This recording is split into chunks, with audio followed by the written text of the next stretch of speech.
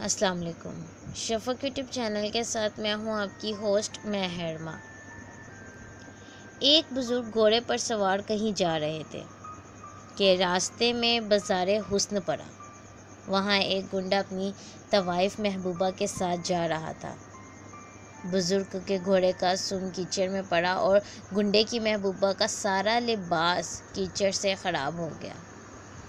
گنڈے نے بزرگ کو گریبان سے پکڑ کر گھوڑے سے نیچے کھینچ لیا، مارا پیٹا، برا بھلا کہا اور بزرگ سے کہا، طوائف سے معافی مانگو۔ بزرگ نے نہایت احترام سے طوائف سے کہا، بیٹا، میں نے جان بوجھ کر نہیں کیا، غلطی سے ہو گیا، مجھے معاف کر دو۔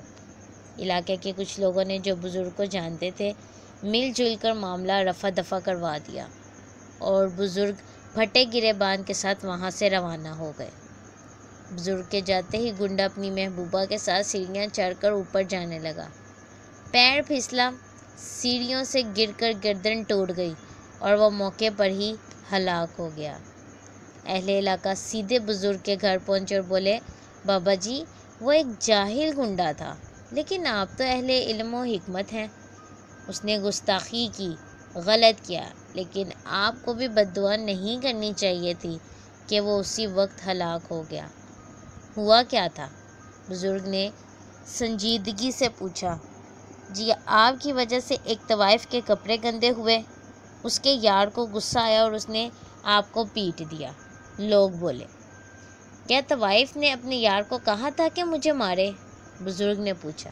نہیں، لوگ یک زبان ہو کر بولے، اس نے خود ہی ناراض ہو کر آپ سے بدلہ لیا تھا۔